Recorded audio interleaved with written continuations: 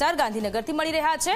ગાંધીનગરમાં ટાઇફોઇડ બાદ કોંગો ફીવરનો ઉપાડો ફાટ્યો છે। ગાંધીનગરના પિંડારડા ગામમાં કોંગો ફીવરના કેસ નોંધાયા છે। પિંડારડાના રહેવાસીનો રિપોર્ટ પોઝિટિવ આવતા હોસ્પિટલમાં એડમિટ કરવામાં આવ્યા છે।